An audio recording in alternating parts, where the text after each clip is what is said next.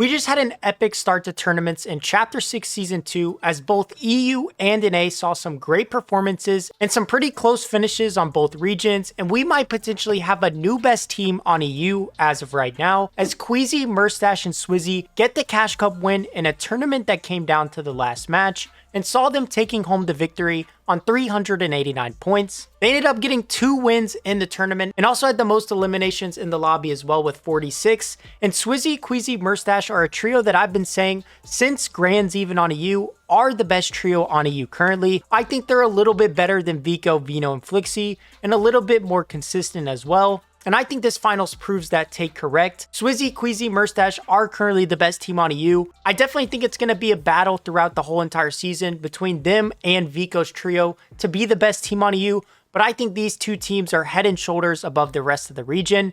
Then, of course, in second place, Vico, Vino, Flixie are on 350 points. The reigning FNCS champions have to settle for just the second place in the first tournament. But just like Grands, this team, even though they're really good, have a lot they can work on to be even better. And I'm expecting, like I just said, it's going to be them versus Queasy for pretty much the entire season for these Cash Cup wins. Then in third place, we have Ping, Walks, and Malibuca on 305 points. And then in fourth place, we had Banya, Pixie, Marius on 274 points. And then lastly, in fifth place, rounding out the top 5, we have Seti, Shari, and Cammy on 225 points. This is a very stacked top 5 for this first EU Division 1 finals, and it brings me to ask, do you guys think these are the 5 best teams on EU currently? I think it's definitely the top 4 teams, and I think the 5th best team on EU is still up for grabs. But Seti, Shari, and Cammy, if they're actually uncontested this season, are easily a top 5 trio on EU, but we all know they do have that very weak off spawn, so we're gonna have to see if somebody ends up contesting them. I really don't think Brutal Boxcars is worth contesting, but if somebody did, I think it would definitely make them a bit worse. But when this team is uncontested, they are without a doubt a top 5 team on the region. Then moving over to NA, we also had a very good tournament and once again an insane performance from Peterbot in a Cash Cup. Peterbot, Cold, and Pollo end up winning the first trio Cash Cup of the season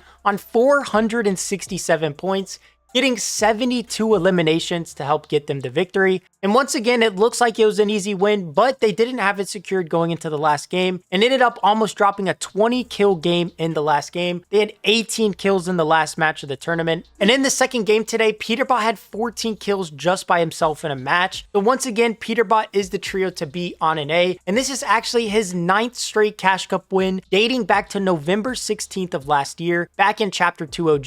So Peterbot has been winning so much recently, and I honestly don't know when this win streak's going to end. I do think they're going to lose a Division 1 final sometime this season, but I honestly wouldn't be surprised at all if that doesn't happen. And they actually had to battle for this Cash Cup win, as in the last game, Acorn, Ritual, and Agers actually landed on Cold, Peterbot, and Pollo and tried to beat them off spawn to help potentially maybe win the tournament themselves. And it actually ended up being a really close fight. It was Ritual and Cold in a 1v1, but they ended up trading reses and going their separate ways. And Agers, Ritual, Acorn ended up going down early that match, but we got to see an off spawn between 2 of the top teams in the first Cash Cup of the season on an A. So a super insane start to the season. But moving on, in second place, we had Clicks, Batman Booga, and Iamzo on 355 points. And they actually ended up winning back-to-back games today, and they also got a second place the game following that. So they got a first, and second in 3 consecutive matches, and it still wasn't even enough to be within 100 points of Peterbot, which just shows how insane that trio is and how hard they are going to beat this season. And this is just another performance, just like the evals, to help their case of being the second best team on an A as of right now. But moving on, in third place, we had Agers, Ritual, and Acorn on 304 points, who were actually conned in this tournament by Cooper, Sphinx, and Badil, and they actually ended up making that team get 13th place. And they were conned off spawn at the Mass Meadows, but they did only end up actually fighting 2 games. So overall, Agers, Ritual, Acorn do win the off spawn battle at Mass Meadows, but both of them still do pretty well. I'm actually pretty shocked that they only fought 2 games. I did think they were going to split a couple times, but only fighting twice is a bit surprising to even me. But we're going to have to keep an eye on that off spawn. We're probably going to have that off spawn all season between Agers, Ritual, Acorn, and Cooper, Sphinx, Fadil. So we'll have to keep an eye on that moving forward. Then in fourth place, we had Muzz, Curly, and Rise on 282 points.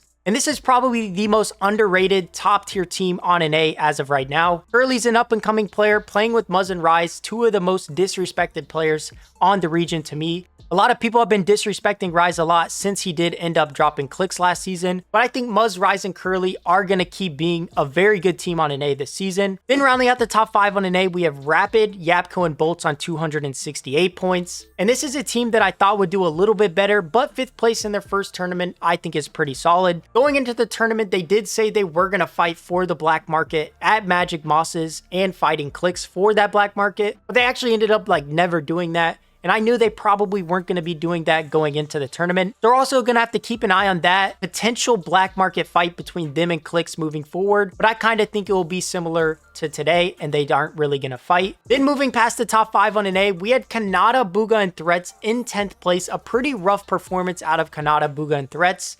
A lot of mishaps in the mid game. A lot of times one of them died and they ended up having to reboot. So their end game would be so behind. So definitely a pretty disappointing performance from Kanata, Bugha, Threats, but they have a lot of skill and they have a lot of things they can work on and get better. So I'm definitely expecting them to improve. I mean, it'd be shocking if they don't improve from this performance, but this placement is definitely going to make people question Kanata dropping Rise and Muzz, who actually just got top 4. And then Kanata dropped them for Bugha and Threats and they only end up getting 10th. So that's also going to be something to monitor moving forward. Some people were saying that Kanata should maybe split from this duo and try to find a different trio, but I just really don't think that's an option. I think this team's going to have to stick together and try to improve as a trio, and I think they will improve. They have a lot of talent. They just need to work on that mid game and their end game a little bit more. And then another underperformance, we have Ree, who actually ended up getting 25th in his first Cash Cup finals on keyboard. So definitely not the greatest performance, but the sad thing is Ree actually tweeted looking for trio on controller after this tournament. So we're gonna have to see if anybody wants to pick up Ree on controller.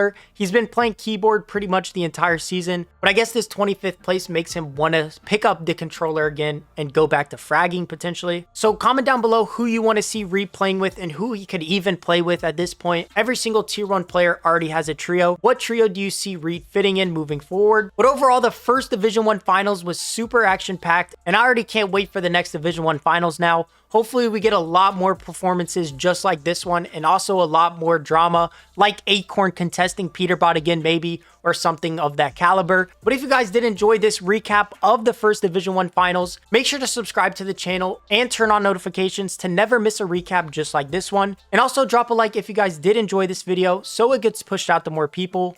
That's going to do it for me in this video, going over the first Division 1 finals on both EU and an A. Thank you all for watching, and I will see you next time.